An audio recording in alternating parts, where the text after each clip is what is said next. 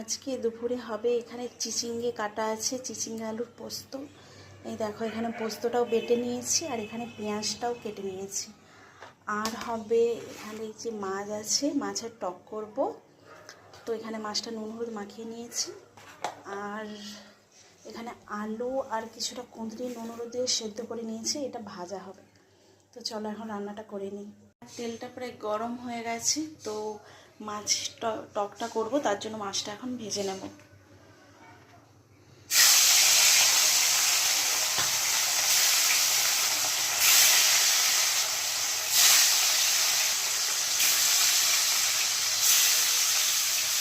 মাছ ভাজাটা হয়ে গেছে,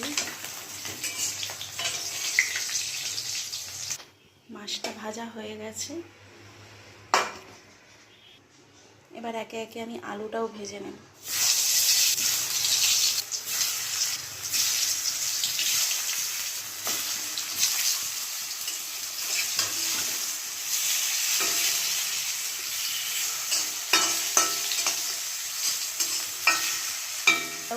এদিকে ভাতের হাঁড়িটাও আমি বসিয়ে দিয়েছি।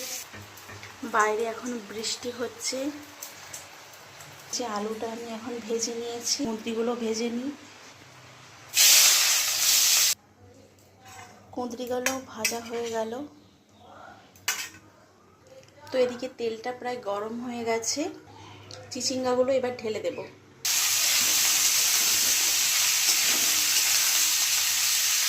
এরপর আমি নুনটাও দিয়ে দিই। নুনটা দেওয়ার পর একটু নাড়াচাড়া করব, একটু ভাজা ভাজা হবে, তারপর আমি পোস্তটা দেব। কুচিয়ে রাখা পেঁয়াজটাও দিয়ে দিলাম। তো এদিকে মাছের টকটা করব, তার জন্য আমি সর্ষেটা বেটে ছেঁকে নিয়েছি। তো এদিকে আমার চিচিঙ্গে আলুর পোস্তটাও রেডি হয়ে গেছে। তো আমার মাছের টকটাও প্রায় হয়ে আসছে। তো আজকের ভিডিওটা এই পর্যন্ত। তো দেখা হচ্ছে পরের ভিডিওতে। চলো টাটা।